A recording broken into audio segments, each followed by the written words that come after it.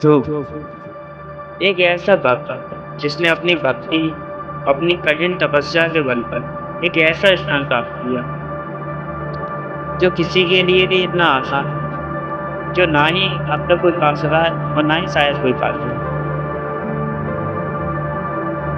ये कथा है उस बालक ध्रुव की, जिसे आज ध्रुव तारा के नाम से जानी है। तो किस प्रकार उन्होंने अपने बालापन में, अपने 5 वर्ष की अवस्था में भगवान श्री हरि कृष्ण को पैदल से पृथ्वी पर आने के लिए विवश कर दिया था। तो ये कविता उन्हीं के जीवन शैली पर आधारित है। आशा करता हूँ कि आपको अवश्य पसंद आए। तो सुनिए जरा। 5 वर्ष का एक बालक योत्तानपाद का बेटा था। 5 वर्ष का एक बालक योत्तानपाद का बेटा था। उत्तम को बैठा देख गोद में, वो भी जगोद पिता की बैठा था। उत्तम को बैठा देख गोद में, वो भी जगोद पिता की बैठा था। जब ये देखा सुरुचि ने तब चला क्रोध का पारा था। झुंझलाकर राजा की गोदी से बालक ध्रुव को उतारा था। झुंझलाकर राजा की गोदी से बालक ध्रुव को उतारा था।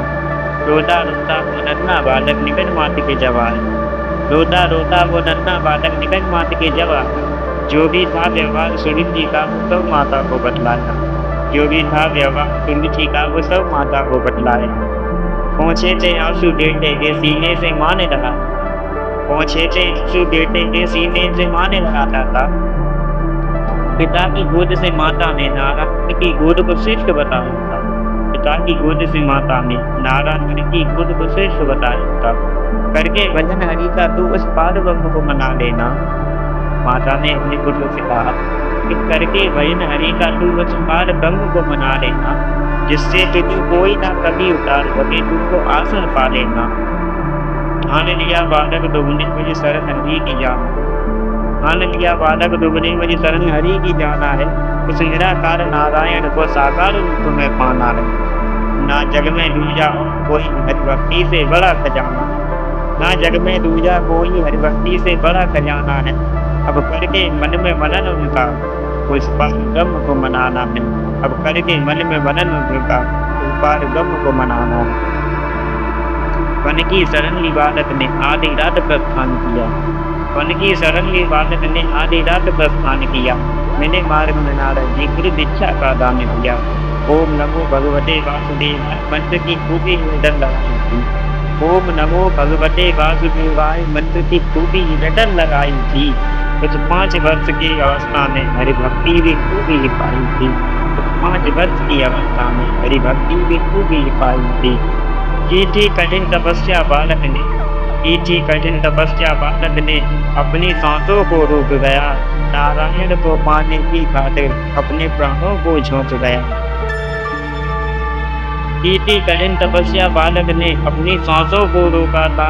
नारायण को पाने की खातिर अपने प्राणों को झोंका।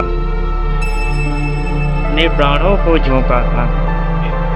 जब प्राणवायु को वो बालक जब प्राणवायु को वो बालक अपनी सांसों में घोल गया। जब प्राणवायु को वो बालक अपनी सांसों में घोल गया।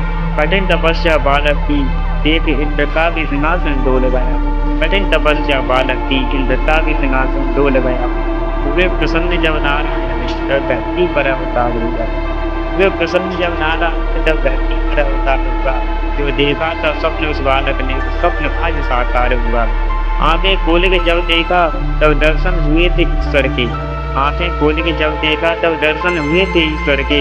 उस नन्हे से बालक के आगे स्वयं ब्रह्म परमेश्वर थे। उस नन्हे से बालक के आगे स्वयं पार ब्रह्म परमेश्वर थे। उस परम पिता को पा बैठा जो एक मानव का बेटा था। उस परम पिता को पा बैठा जो उस मानव का बेटा था। कभी जिसे गोद पिता की विधि नहीं, वो आज गोद पिता हरि की बैठा था। कभी जिसे गोद पिता की मिली नहीं, वो आज गोद हरि की बैठा था। हर उस भक्त ने ईश्वर को पाया। हर उस भक्त ने ईश्वर को पाया जिसने मन से उन्हें पुकारा है। 5 वर्ष का वो बालक आज बना डूबता है। 5 वर्ष का वो बालक आज बना डूबता है। आज बना डूबता है। यदि मेरी कविता में कोई भी त्रुटि हुई हो, कोई भी किसी शब्द शैली या किसी के उच्चारण में मुझसे कोई भूल हुई हो, तो उसके लिए मुझे क्षमा करें। धन्यवाद।